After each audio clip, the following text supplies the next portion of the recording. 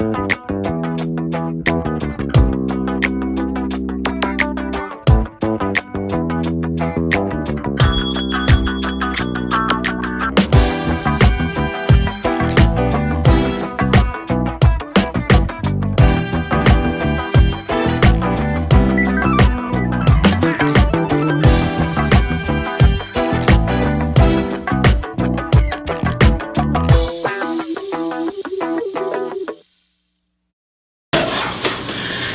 what's going on YouTube? It's Kevin and Michel'le. We are back with a new video for you guys.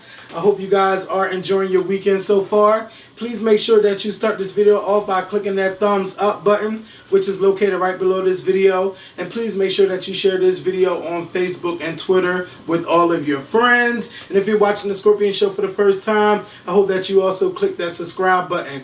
And one more thing, if you're watching on your mobile phone, please make sure you click that thumbs up button. I'm trying to see at least 3,000 likes. Let's see if we can get there. Yesterday we did an interview with former porn star Hot Rod. I think I'm going to upload that this Sunday or Monday. I'm not sure when, but you guys are really going to like it because it was a real great conversation. And you know, I could do this. Oh no. I was about to say something. Yeah, because that came on. Yes, that came on in that interview yesterday. It was a lot of tough questions that we asked. And, you know, of course, I wanted to know about the ass. And, you know, I didn't want him to beat around the bush. We talked about how, you know, how his family, does his family know what he do? And we talked about a lot of extra stuff. And it was just real fun, and it was real hot, and we kept sweating. Just wait till y'all see that.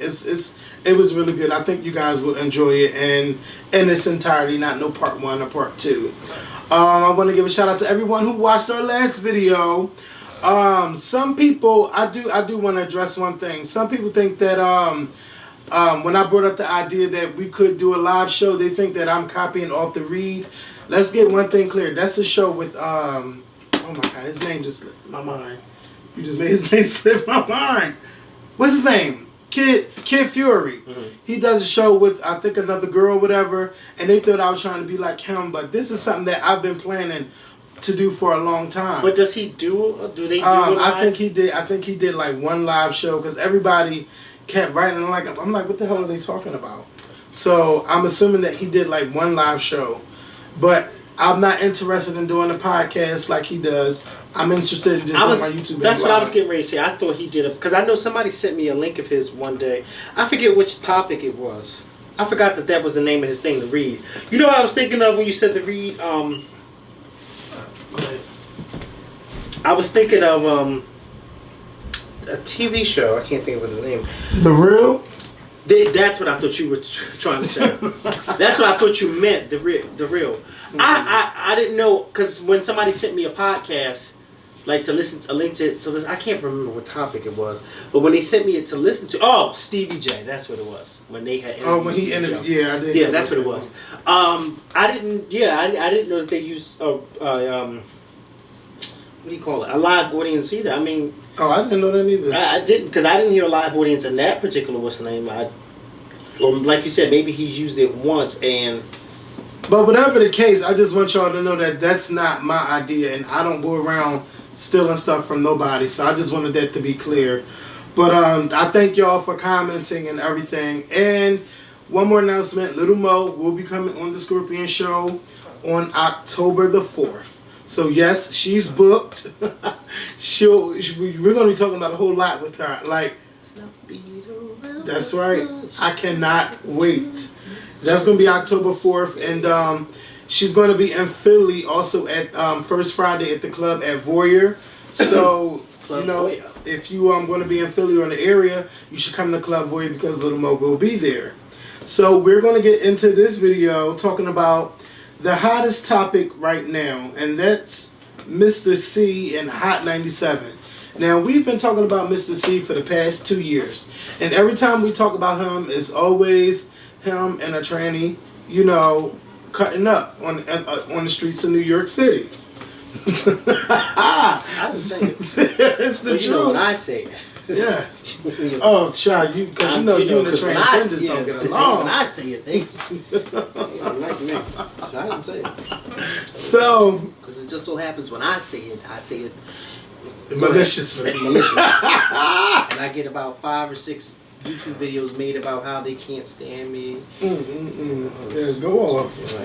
So, Mr. C. But I love all of them. Yes. Mr. C was in a YouTube video yesterday by Bimbo Winehouse. Now, Bimbo Winehouse is another YouTuber. At one point, we was cool, and then I'm just like, fuck him, He was talking about me some bullshit and leaving all kinds of hateful-ass messages on our YouTube channel, everything. So I was like, fuck him. I ain't got shit to do with him no more. So I blocked him, and I happened to look at this video, and this video actually went nationwide, like TMZ, the New York Daily News. Wow. It was all over the blogs. I mean, the video, last time I checked, had 230,000 video views from everybody passing the video around. And, it was him talking about, first it was him just talking about what was going on and what he was talking about with Mr. C. He never said Mr. C's name. And then on the video, it shows Mr. C, I guess when Bimbo gets in the car or whatever, they talk about what they're going to do and how they're going to do it. And how much money are you going to pay me and where are you taking me? It reminded me of Taxi Cab Confessions, except for you couldn't see anybody's face. And, now this video is viral, it's everywhere. So it was stated that Mr. C was stepping down from Hot 97. Because he finally admitted that yes, that's him. Yeah, that's him. And, the way I feel about it, me, myself, I would never do that to anybody. I would never air anybody out like that. I wouldn't do that to nobody. But for me, some people might have been mad at me, or mind you, it's my opinion. People was mad at me because I said, you got a lot of props. You get a lot of props from me for doing something like that because I could never do it. I tweeted Bimbo. I said, bitch, I don't like you, but bitch, you get my props for doing something like that. Because you just never know who's going to come after you. People might say, oh, ain't nobody going to come after him. You just may never know if you do something like that. If you do something like that, you it's the wrong way to get on top. So you have an agenda to get to where you want to get to. So you figure, oh, if I put this out, this video will make me famous. But in the long run, it could hurt you because you don't want to build your name off of a controversy like that. But he does.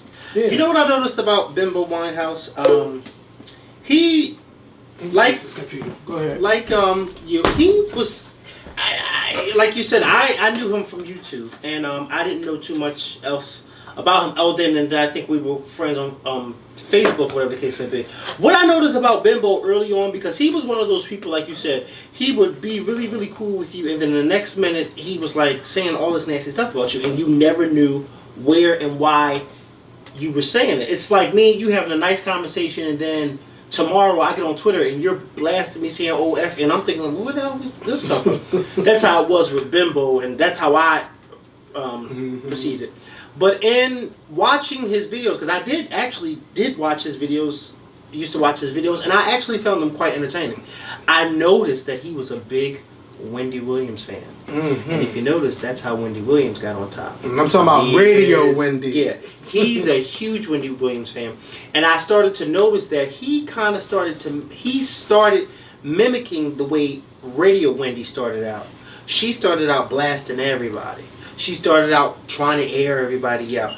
He's actually following what Wendy did when she was in her early radio days. So, to me, I kind of like chuckle at it because I say to myself, well, Wendy is his girl. Mm-hmm. And he's probably looking at it like, well, she made it. I can make it that way too.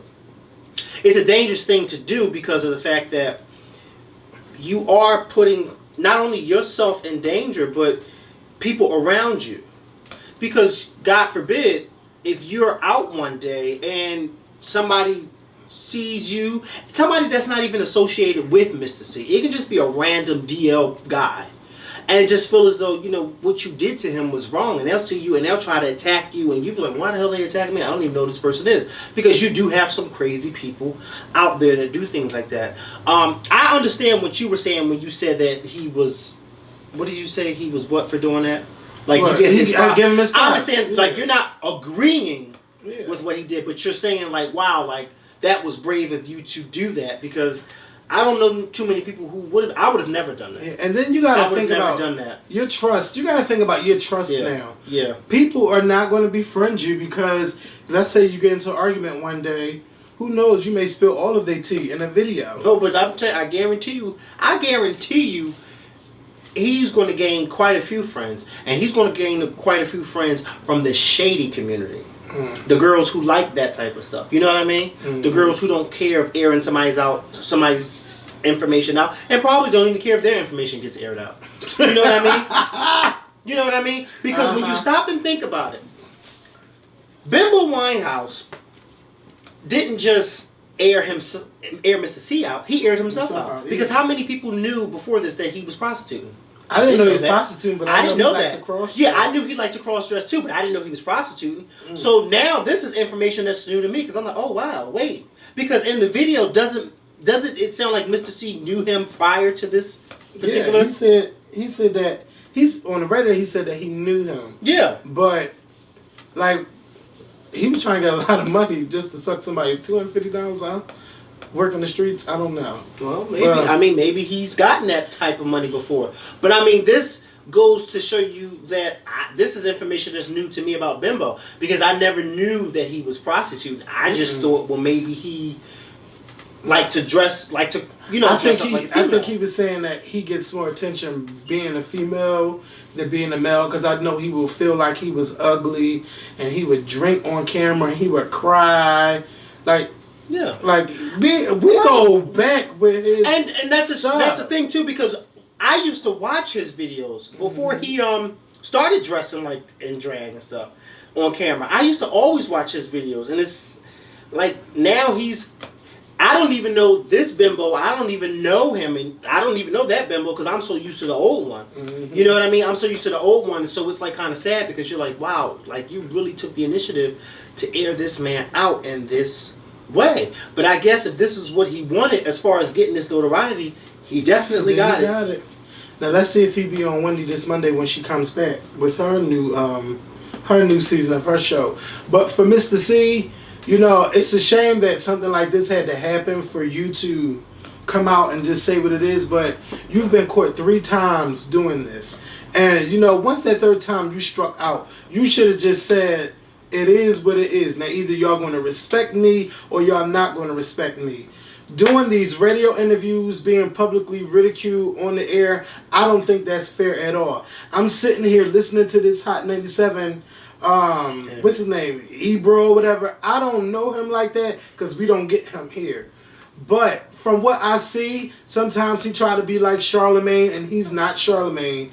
But when you have a serious topic like this, you cannot just say, oh, just say it. Just say it. I got your back. I got your back.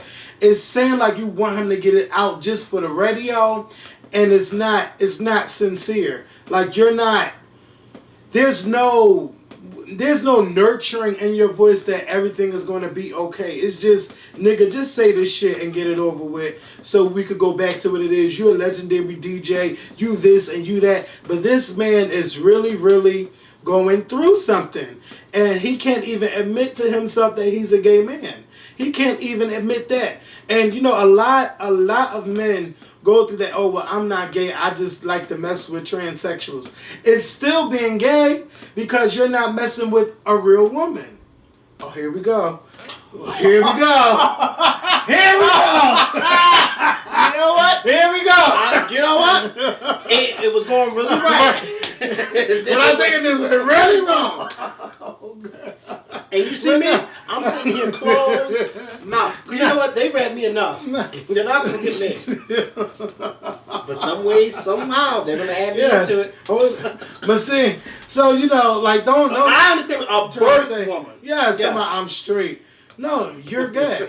You like to mess, and some trannies, you know, I don't know what you get into, but you probably sucking their dick. They probably sucking your dick. Oh, I but don't you know, there's some guys who hire trannies just so to they do that because they would rather be with someone who resembles a woman, but it's not really a woman. So that gives them the way to have sex with them or them to fuck them. Or I don't want my mouth to be too vulgar, but yeah, it's a lot of stuff that goes down that we don't know about. And I still want to have a conversation with transgender women so we can bridge that gap, because there is still things that, you know, that we think is different, or, you know, we don't see things on eye to eye, and maybe if we had that conversation, we could come a little bit closer to bridging the gap between us two, because, you know, a lot of the transgender women feel like, well, you gay, so you should already know, but the thing is, we don't know. We don't know, right. So we got to bridge that gap. But Mr. C, I say be yourself.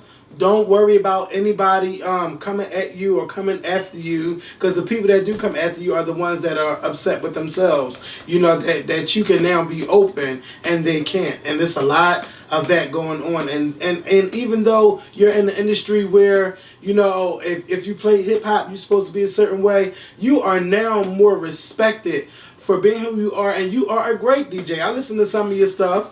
You know, I hear you when you do your little 12 o'clock thing or whatever on the radio. Like, you're a good DJ, and you are a well-respected DJ. And now that you've come out and you let it be known, I hope that you don't have to go through this anymore. But my thing is this: if you want a tranny, if you want a transgender woman, why don't you just have one that you have sex with on the regular? So this way you don't have to keep getting caught for prostitution with someone selling their body. You don't have to do it that way. There are so many ways to go about it. And plus, you in New York fucking City. You go ahead. No, because what I was going to say is, I don't think it's just him having sex with trannies. I think it's a little bit more deeper than that. I think I think it's more so he likes that thrill and excitement.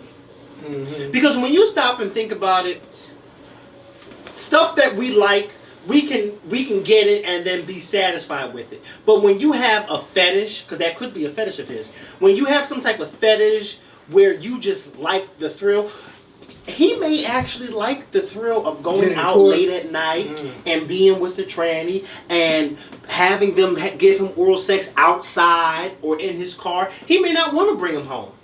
Mm-hmm. He may not want to go get a hotel or anything. He may just like that excitement in it. And so, therefore, that's probably why he goes cruising the streets at night, because he likes that excitement, he likes that thrill. A lot of guys like that. A lot of guys like it, and you'd be surprised. I actually knew someone who was into stuff like that. Not with trannies, but he was into going out and picking up different people. And it's like, you don't understand it until you actually experience it, because, you know, you will be like, well, what? I don't understand. But then to them, it's like a rush. You know what I mean? Like, it's like a rush for them, and Mr. C gets a rush out of going out there late at night. And if you notice, he clearly gets a rush out of it, because, like you said, he's been caught 3 times. Mm-hmm. You just thought after the first time he learned his lesson. No. And now he got videotape. You gotta be careful of the girls with videotapes. Yeah, that's what I'm saying. They will get you. They will get you. In today's world, with these, all you need is one of these, and you are gotten.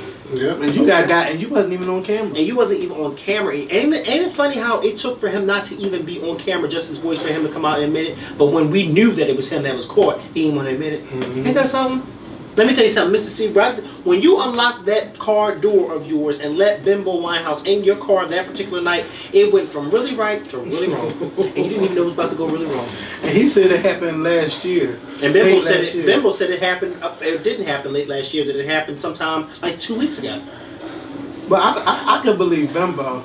Yeah, I can believe Bimbo wouldn't be holding on to that video for 9 months. No, come on. It don't make sense. Mr. C's probably still in denial, he's probably trying to make himself look good by saying, oh, I don't do it no more, but when in reality you still do it. He still do it. Yeah, because I guarantee you within a month or 2, he'll be back out there. Mm-hmm. He will. Because you know why? Because it'll all be died down. Mm-hmm. But, oh my God, I don't know. Mr. C, stick to the hotel rooms in your bedroom. Do not be cruising the streets. Learn how to find some apps where you can find a transgender woman and y'all can get it. And if you still want to pay them, go ahead and do it. But don't do it in public anymore. You are a public figure. You can't do stuff like that. I wouldn't risk myself like that. Don't do that. So we're gonna get into Basketball Wives because I miss basketball. I miss the first 30 minutes of Basketball Wives because I had something so good. You know how you lay down and you just fall asleep and then you wake up like, fuck, I missed it. That's what happened. So what happened on the first part of Basketball Wives? I can't even remember. I just know Evelyn met up with Tammy a few times. Then Evelyn went back and told Shawnee what Tammy was saying. Mm-hmm. And then, Shawnee was like, well, ain't gonna be none of that. And she said word for word. Yeah, and then Susie had a meeting with Tammy to let Tammy know about her meeting with Tracy. And then Tammy said to Susie, well, my name ain't come up. Y'all ain't say nothing about me. And Susie said no, but then they showed the clip of her what she was saying, so Susie apparently lied. And then Tammy went and met up with Tracy and Tasha, whatever the fuck her name is. Met up with her, and then they talked about, about stupid stuff. Yeah, and let me say something. Tammy, let's see, this is the problem. Yeah, basically Tammy's being real petty. Petty. She's talking about, well, I don't like people, going around asking stuff about me. If you want to know about me, ask me. Right. Well, bitch, if you want to know about that chef and was her husband fucking that chef, if you really wanted to know it, why didn't you ask Tasha? Well, because she told Tasha that she didn't want to know that it was Susan. That's what she told Tasha. Oh, what? Yeah, that's what she told Tasha. She lied. Yeah, she did lie. Talking about, well, I wanted to use it as ammo if she tried to come at us. But why would she try to come at y'all when y'all are women? First of all, she didn't even know nothing about you. When I meet new people and I'm conversing, I'm not be looking for no dirt or coming at nobody's side-eye like that. Now, I will side-eye, and this has happened.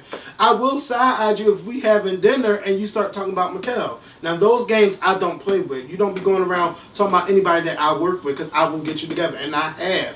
Like, some people think that it's okay to do that, and no, it's not. I don't give a fuck. You can't do that. But some people do it. Like, some girl made me, I was already twisted, and she brought something up, and I'm like, why would you even say that? She made me cry a little bit. I said, why would you say that?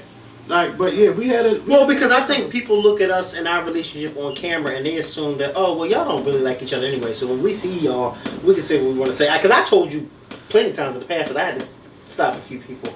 Like, no, that's not. But that's how people are, and when, like you said, when you have people who are coming out for a hidden agenda, then that's what you get. So. Yeah, so Tammy just irked the shit out of me. She's irking. Now, it was bittersweet to watch her and her mom though. Yeah.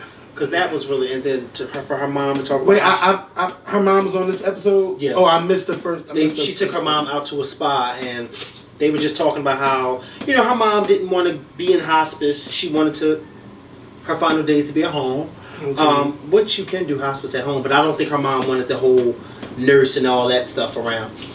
Tammy had told her mom that she also wanted a family portrait with her mom, and her two daughters, something that they've never done before. It was a really nice episode, and for a split second, I had completely forgot that her mom had passed. So then I had to Google, and then sure enough, her mom did pass in July. And so as I was watching this episode and hearing her mom talk, I'm saying to myself, "Oh, it's so eerie because her mom is actually gone. Her mom was talking about her past, and then it was just so sad. Like that was a sad part." Yeah, see, I didn't see that part. Yeah. But, I know Tammy probably is still going through a lot and stuff. So she like, well, I'm quitting Basketball Wives. And she said that? She said, I'm not coming back next year. Excuse me. Lord. Yes. She don't need to come back. She don't. I'm surprised they're not even talking about her show Bellas that came on TV One. Like, I would love to see her doing that with her acting because it's not like Tammy wasn't working. I don't know why they are not showing that. But Tammy's just going around here with that Kelly Price, Nikki Gilbert thing. Oh, well, the camera is not showing me in the right light. They just making me look like I'm this and I'm not. And like this line is starting to get real tired. Real tired. Everybody is saying they just edited the shit out me to make me look crazy. Tammy, you are crazy, and you know you're crazy. Mm-hmm. That's why Shawnee told Tasha things could go really right or really wrong. And you know it. But you mad because they said that about you and it's the truth. Because you always got your defense mechanism up when it comes to anybody. But I must say, I miss Jennifer Williams on Basketball Wives. Oh. She is the missing link to this because she was the one that told Evelyn, Chad is not the one for you. Even though she shouldn't have said it publicly to people, hey, that was, Evelyn had the right to be mad. Yeah, it turned out to be true. Yeah, but it did turn out to be the truth. Uh-huh. And that's the missing I told you so. Mm-hmm. That's the person. Because Evelyn is not really clinging on to these girls like that while she's going through that. That's why she's always busting out crying. She don't have that friend that's been there for 15 fucking years to cry on her shoulder. And I would love to see Jennifer on here. I don't know why if Shawnee has something against her to get her off there, but that would have been a great bonding experience for Evelyn and Jennifer to get back together. But now we don't know what's going on, and if Jennifer's still selling whatever the fuck she was selling, I don't know. That lip gloss. Yeah, that lip gloss with her 4 colors. But I don't know. But Basketball Wives is missing something, and Shawnee, I think it's time to let this be the last season, and for you to executive produce a new show. And, let it be what it be, because... Executive produced this show. Yeah, there you go. Have us on TV fighting and arguing. I ain't got time to be fighting and arguing. Neither do I. But for the right price. But I could argue. But for the right I price. will argue you down. But for the right price. Oh, you would fight? What? Would you get beat up? I ain't...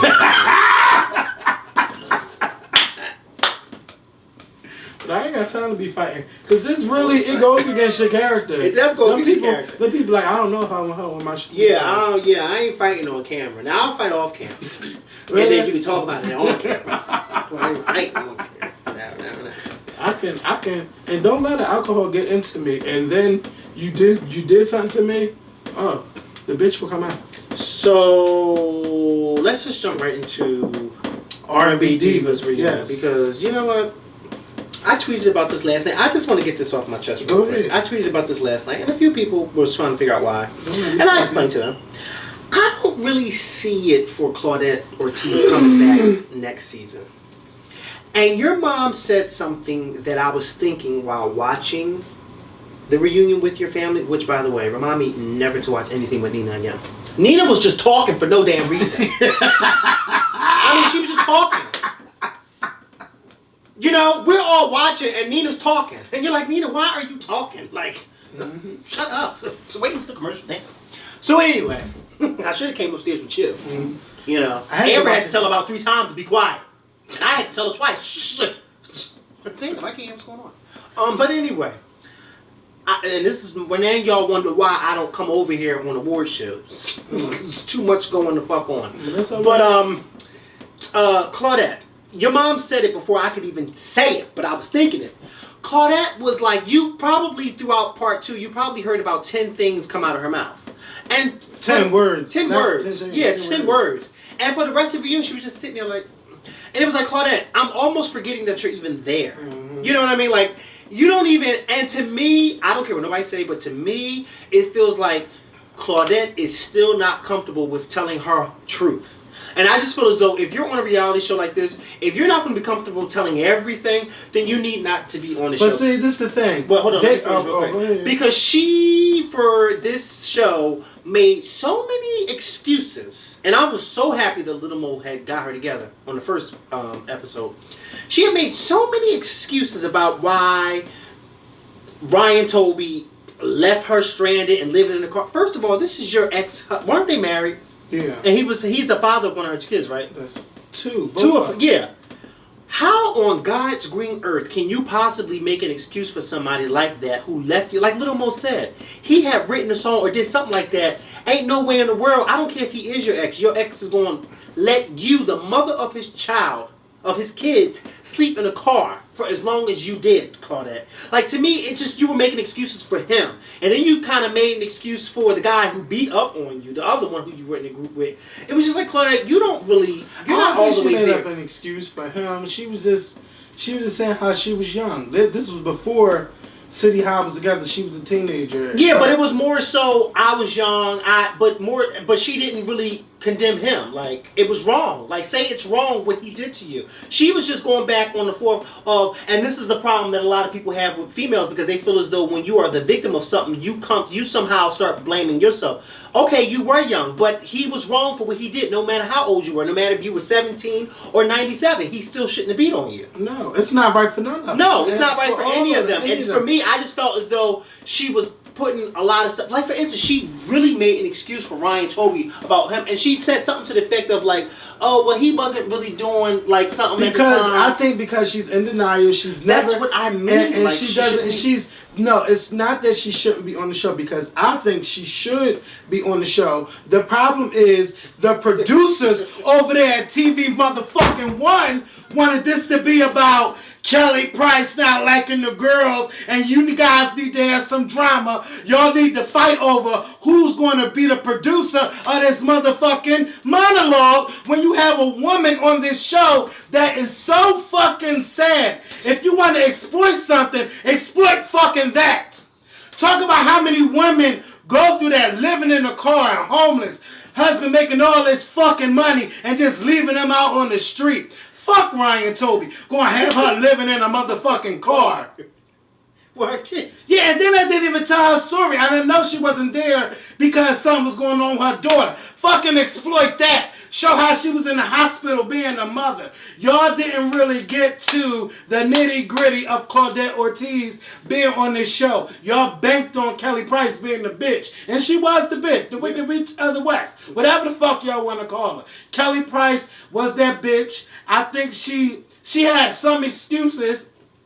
Oh, excuse me. She had some excuses, but she stood in her light of being a bitch. Because, you know, it's hard when you got 6 fucking women going against one, and you don't have Dawn Robinson, who was supposed to be your ace dude. Her car broke the fuck down. Because you know what? Dawn's car.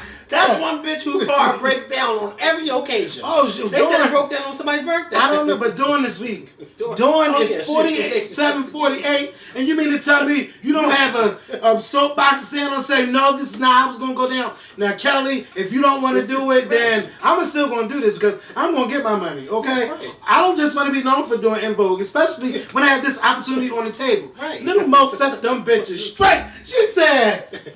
Ain't none of us up here got a song on the radio. And they all was, it was Mo's word up there. Okay. Shit, Lil Mo. Sitting there like Lil Mo, what's her name? Kelly Price. Ain't none of them singing on nobody's track. No. Okay, and Waka Flocka could easily get Lil Mo to sing something on the track. Now, I don't know about Kelly Price. No, Kelly Price burned her bridges when she said about Mariah. Okay. She burned it down for all backgrounds. Okay. She said, oh no. She got on Twitter and started tweeting. Oh, that was it with Kelly Price. Oh, God. Kelly Price. Mariah Carey's gonna make sure she don't back up saying for nobody. Girl. But I do like her album with that Not My Daddy, You're My Man. I love that song. Not My Daddy. Yes. Yes, Kelly, you fucking say him a harlot. What? You be singing about Jeffrey Rowe. I know that's right. Mm-hmm. But I really enjoyed this part. But I don't want Claudette to get kicked off. What I want them to do is actually show who these women are, like show the background of their lives. That's something that R&B Divas LA didn't do, like R&B Divas, the original show. Like they did a background of who they were, what they did, where they come from, who's their family members. Like I don't even think I seen Claudette's children on the show. We haven't seen anything. Because Ryan Toby, the one who let her sleep in the car, said he didn't want his kids on the show. But we didn't see Kelly Price kids. We seen Little Mo's, I think. Yeah, because Little Mo said, Little Mo is an open fucking book. There you go. She don't give a fuck. Little Mo's like, this is what it is. And that's what I love about her. She don't get, let me tell you something. This is what I love about Little fucking Mo. We met Little fucking Mo last year at a fucking mall. And we interviewed her outside of the fucking mall on the ledge where the grass was while people was walking in and out of that damn mall. Little Mo said, Little Mo said, I don't give a fuck. Mm-hmm. And let me tell you something, while people was walking in and out of that mall, Little Mo got her ass up and started shouting. Okay, and danced with y'all. I'll let y'all dance. To God be the glory. Little Mo said, this is me. If that man and that woman walking in that fucking mall door don't like it, then they can kiss my black ass. That's how Little Mo is. People are like, oh, can I get a hug? Like, I know you. Oh my God, like Little Mo don't give a fuck. Little Mo don't care. Like Little Mo's that bitch that when you are about to fight some bitches, you bring her. You call her. You don't need to call the rest of them. Call her. Because let me tell you something. Little Mo gonna get out there and be like, wait, hold up. Who wants to fight? Ain't gonna be no talking. We gonna fight. Wait. Oh my God. That's what I like about it. And Shantae Moore. But she got Little Mo. You I know love what? Shantae Moore. But you know what? Yeah, I'm sorry to cut you off. But you know what I thought was real sneaky? That when Kelly Price said at the end about the tour that was going on, and then she named how Shantae was in the thing. Shantae gave me like this real crooked, sneaky look like, ooh, what? The cat's out the bag. Yeah, but you saw how Little Mo looked like, Because I thought Little Mo was her girlfriend.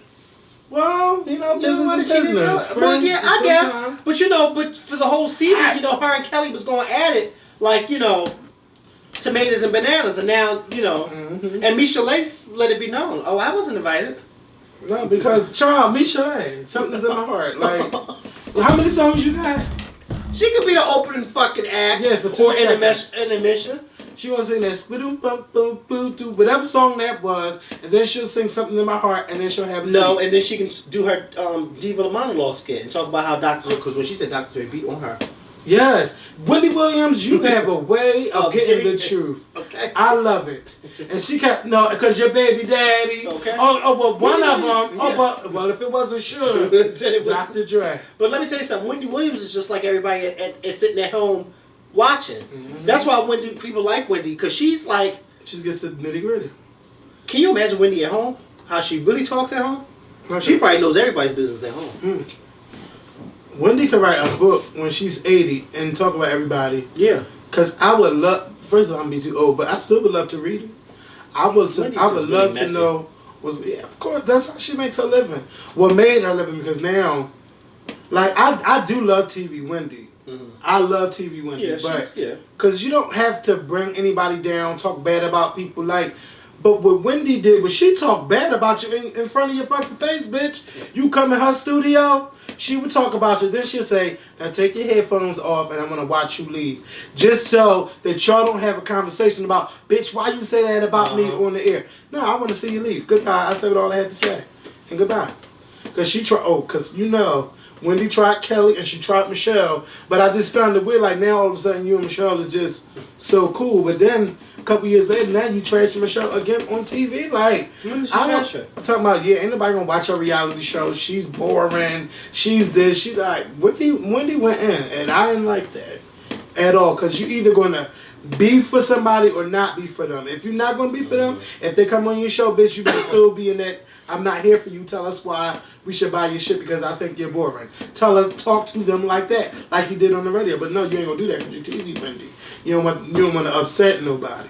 But yeah, I enjoyed Wendy Williams, and she set the bar high for anybody that wants to host a reunion.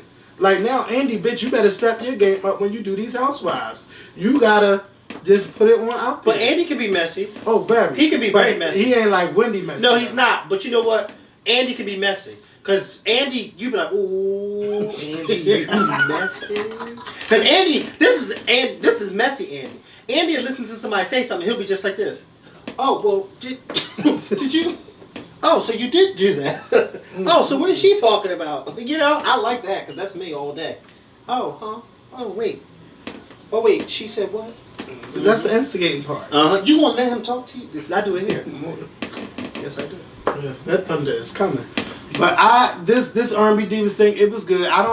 If they come to the tower with it, not tower, if they come to Leah Corson, I'll do it. And if they want to do interviews, you ladies, you are welcome to come on the Scorpion Show. We can talk about what projects you got going on, what albums you got, or your singles. Little Mo lit them up, bitch. She said, y'all Urban AC. I'm regular. I got this. I'm all and then had the nerves to have a commercial play at the end of the reunion. That's how you do it because I don't understand. Said, you had your announcement, now I have mine. I don't understand how you guys or you singers, if you're on a reality show and you sing and you got a single out, bitch, tell them to put a little promo on the screen that you got a fucking single out. And instead of playing somebody else's song while y'all going through what y'all going through, shit, have your song playing in the background. Because K. Michel'le has plenty of songs to represent what she was going through on Love and Hip Hop. So, hopefully if she's watching, she'll do that for Love and Hip Hop New York. I just want people to step this reality show stuff. I want people to stop blaming production for a lot of things, and it just because if you keep blaming production, it takes away from people thinking that the show is real. Because when you hear reality show, you want to hear stuff that's reality based. So even if the producers say this or say that, like, don't put that out there for everybody to know. Like, be you about it. If you're gonna be messy, they say be messy, or just be a little messy or dig in a little bit. Go ahead and dig the fuck in, but don't be like, oh, because the producers told me to do it. But no, you fucking did it anyway. They told you to do it, but they didn't force you to do it. Mm-hmm. This is because they threatened the show. Like, the show was good before y'all even got into the drama about this fucking monologue. I was like, yes, positive women on TV. They're singers. They can fucking sing. I was defending y'all and all that shit. And then Kelly just lost her fucking mind about who's going to be the director of the motherfucking Divas monologue because she's too booked. And so stupid is that? Like, I wanted Wendy to ask Kelly for the receipts. Okay, that's what she should ask. So where are you so booked at? Because I'm booked. But I love how Kelly told everybody how she loved them. And when you tell somebody you love them without thinking and you can just say it, I believe Kelly Price. Like, people might call her a bitch and all of that, but I truly believe her. She gave all of them their props, and she meant that shit. But you got all of these people just being so mean to Kelly. Like, I don't know, but hopefully they all can patch things up and not, if they do come back for season 2, don't let the fame of season 1 get to y'all head. Like, if y'all gonna battle it out. But it has to be some type of drama for season 2, because that's what kept the viewers watching on season 1 was the drama. But see, the ratings was still good even when they wasn't fighting. Yeah, but that was because people knew that drama was coming. Just like you look out that window, you know a storm is coming, don't you? Yeah, but like I said, you knew a storm was coming. Women, it's always gonna be drama with women. Right. It's always. Yeah, so we knew it was coming. Because I can imagine if they did a reality show based on the R&B Divas that they picked to go on tour. R&B Divas, the tour. God. All of that drama. I can't sing. You know what I would love to see on a reality show together? Mary J. Blige, Kelly Price, Nikki Gilbert, and the rest of them. Just Mary J. Blige. Mary will curse them out. Oh, that's why I would love to see them. Mary ain't gonna Mary and Nikki Gilbert going at it? Oh, my God. That will be a show. Now, which Mary you want? Do you want, because I'm like, do you want, or regular Mary J. Blige? I don't care which one I get, as long as I get the one that cusses them out. Give me the one that cusses them out. And then after she finishes cussing them out, give me the one that stands up on the table and starts singing about how hungry and chicken she is. Wait, who did that? Mary. She was on Burger King singing about that chicken. Yes!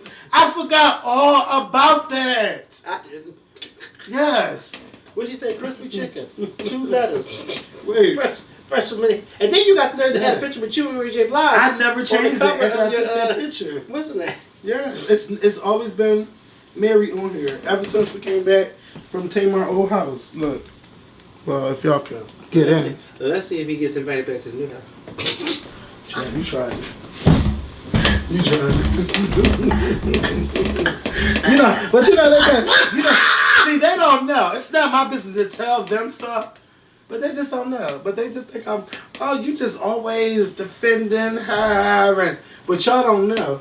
So anyway. I don't either. Yeah, I told you last night. Yeah. So yeah. Shout out to Tamar, because Tamar has the #2 album in the country, and she has the #1 album from R&B, and she sold over 114,000 copies of Love and War. And if you don't have the album, I suggest y'all go get it. Michel'le, did you get it yet? Yes. Okay. What's your favorite song? My favorite song on the album is... Hold on. Oh, shit. Don't pick my song. It ain't Tiptoe, that's for sure. Oh, okay. Because you said...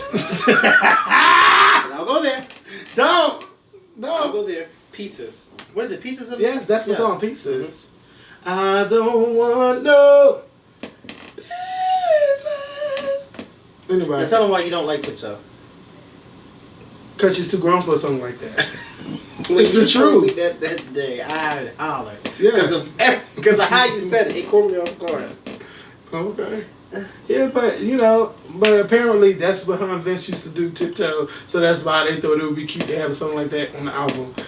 But this is true for the club, but there ain't no song I really want to be singing. So, do you want to sing Tiptoe? No. You want Beyonce got a song? Oh, let me say something. Oh, if it's Tiptoe by Beyonce. I ain't never tiptoed throughout nobody's house. Because if I can't come through, I'm not coming at all. Tiptoe. I'm too grown to be tiptoeing in anything. You fancy. That I am. You ain't got time to be creeping late at night? Sure. Well, Or I ain't said all that. parking around the corner and No. walking over to the house. Oh, no. Now, I'll park around the corner if ain't no parking space. But you don't want nobody to see you. Your No, car. I don't care who see me. Because I ain't the one that got to worry about somebody seeing them. If you know what I mean. Okay. You got to worry about it, not me. But that Because Ariana. I'll tell them in a minute, I don't live here. You do. Okay? So who sees me? I don't care. Because everybody see me every fucking day on YouTube. Go off. Okay. Go off. That's what I tell them in a minute. I ain't got to worry about nobody seeing. Hey, this is me. This is me. Take it or leave it. Tiptoe? No, come on, be quiet, because they upstairs sleep. They upstairs sleep, well, they gonna hear me, because I don't be quiet. No, sirree. And shout out to sex. Ariana Grande, because Ariana Grande had the #1 spot. And I am in love with her album, but like the last 2 or 3 songs on that album, they're questionable. I will be doing a review for it, because Michel'le came up in here, because I was in my vibe, I was chilling. Michel'le came in here like, what the fuck is this? I said, yeah, this is one of those songs I don't like neither. But Ariana Grande fucking did it now. You want to talk about a bitch that sang on that whole entire album, giving you Ashanti and Mariah Carey? That was Ariana Grande. She fucking did it. And I'll give you my review. So, before we go, I want to know, Michel'le, how do you feel about this Syria situation?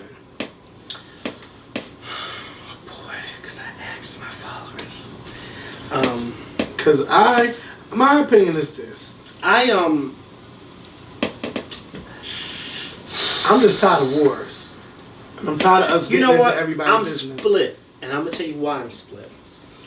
Because it's very, very sad to watch innocent men, women, children be gassed the way those people of Syria are being I heard they gassed. had videos of it. There are videos. There are pictures. I've seen them on the news. I've seen it on the internet. It is very, very, very, very sad to watch.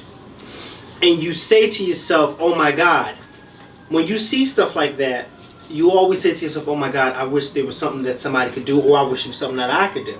And then I say to myself, well, you know what? America, that's when I think that we should step in and help these people because they are in need of help. But at the same time, I agree with a lot of people when they say America should not be and is not the policeman for the world. Mm-hmm. We can't go around trying to stick our noses into every situation that arises and come about. Because there are not too many people out there or too many countries out there that stick their noses when we have situations and issues. The only one that I know that's always there with us is the United Kingdom. They're always there with us. They have been our allies for years. For years. I watched President Obama's speech. And I watched him tell us how it's not going to be a war and he's not going to put any troops on the ground, that it's going to be an airstrike. Mm-hmm. But I would have to say to Mr. President, something like that, I in my heart believe that Syria is not just going to let you airstrike them and then go about your business. They're going to retaliate. And they're going to retaliate with everything that they have. Now, they may not have the weaponry that we have, but they are going to retaliate. And their retaliation may then turn into a war. That's how I'm looking at it. See, you just can't go running past a police station and throwing eggs at a police station and not expect the police to come out. You see what I'm saying? You can't bomb Syria and not expect them to retaliate. It just ain't going to happen. Just like on 9/11. When we were attacked, those people couldn't have possibly think that we were going to let them attack us and then not us attack them back. That's just out of the question. A problem that a lot of people have with President Obama, particularly the right Republicans, is that they feel as though President Obama, because he laid out a plan of how long he felt as though we were going to do what we were going to do to Syria and then let it be done. A lot of people have a problem with President Obama because they feel as though he does too much of letting the enemy know when we're going to do it, how we're going to do it, and when it's going to be over. I don't know if any of you remember, but I remember because I follow this stuff. George Bush, the difference between George Bush and President Obama. George Bush was a man who did not let you know when it was going to be over. Because George Bush was the type of person that, look, I'm going to do this, and you don't need to know how I'm going to do it. You don't need to know when I'm going to do it, and you don't need to know when I plan on ending it. President Obama tries to go through a different approach. Now, his approach may work in some situations, and it may not work. I remember George Bush being the man that, in his 8 years, nobody liked him. No country liked him. I mean, the UK. But people just did not like George Bush. And you know what I liked about George Bush? This is one thing I liked about him.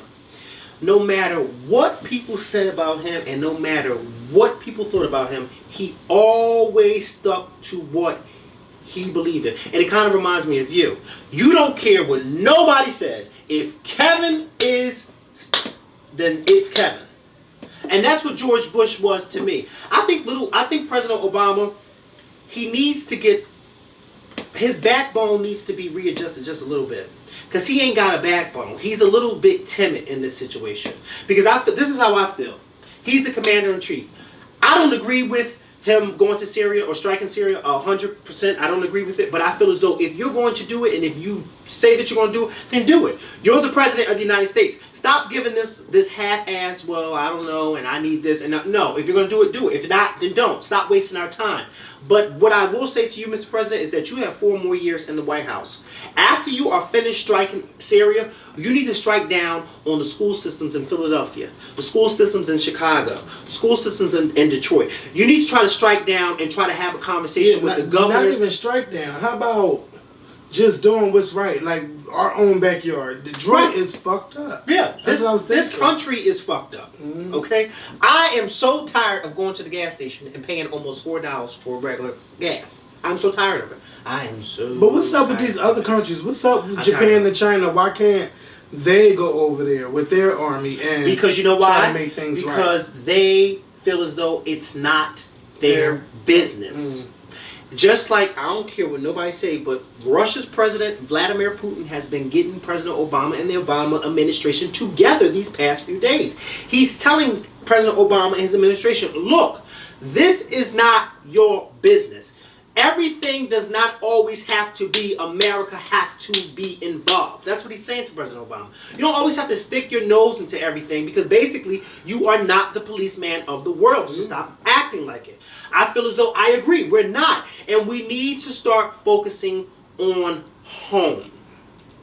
Okay? We have in Philadelphia alone, well, the schools are up now, but we had a superintendent who was saying that the schools wouldn't be open back up unless he got $50 million.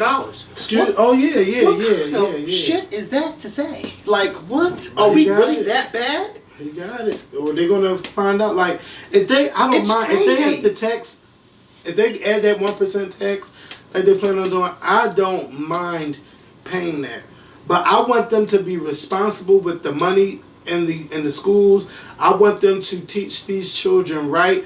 I want the parents, excuse me, I want the parents to be more involved in what's going on with their children. I don't want to see you standing on Broad Street in front of the school district of Philadelphia only when they threaten teachers to lose their job or close your children's school. Where are you on parent-teacher night? Where are you during parent report card conferences? Where are you for PTA meetings? I don't see none of the parents out here.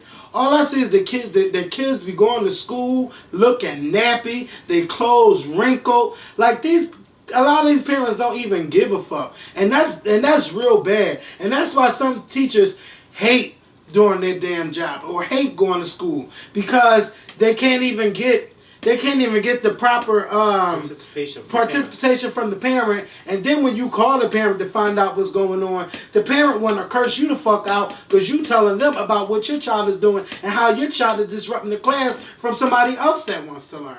A lot of you parents need to step y'all shit up. If you want to be having these babies, y'all need to be responsible for everything and stop complaining when somebody get on you about something. The school districts, Detroit. First of all, that city of Detroit, I don't ever want to go there because I hear how bad it is, and I know I shouldn't say that. But if you got a city filing for bankruptcy and it's not even up for discussion, like I haven't even heard President Obama discuss it or say anything or come up with a plan to save Detroit. Or how about doing things to get people to come to Detroit to help build revenue there? I don't see nobody doing shit. Yeah, change going to come, but a change only going to come when people step in and do something about it. Otherwise, it's going to stay in the condition that it's in. You can't have bullshit-ass people running a city because the only thing you're going to come up with, the result is still going to be bullshit. You need somebody to come in, step up, fight for what's right to make change.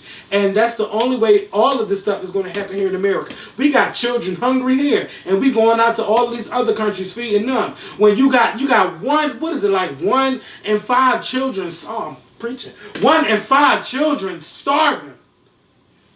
You know, they are hungry, and we can't even feed them, but we want to go out and run and feed all of these other countries. Take care of your house first before you start trying to take care of everybody else.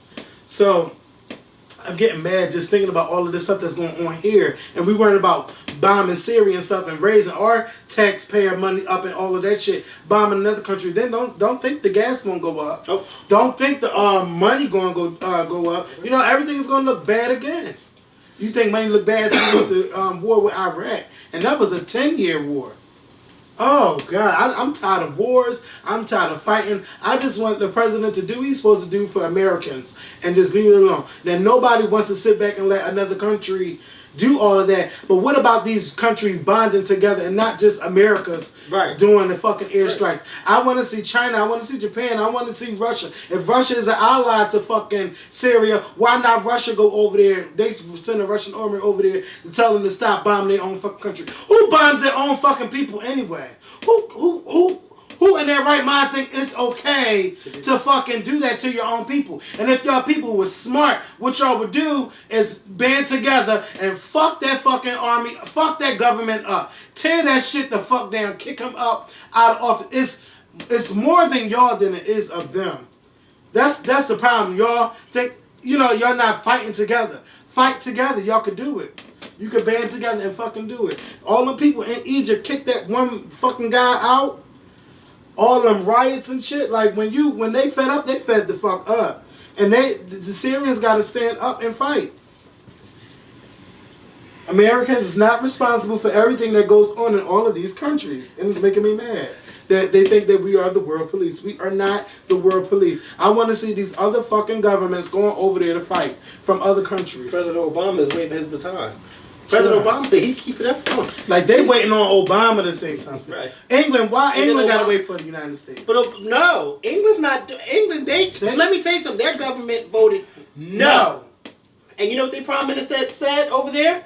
Well, I guess it's no. We're not involved. So I guess the Syrians got to leave. No, so I guess America is going to be at it alone. No, they don't have to. Well, you need to call your president and tell him that. Yeah, I don't. Because that's who you voted for. Yeah, but maybe we all need to tell them. Because I'm tired.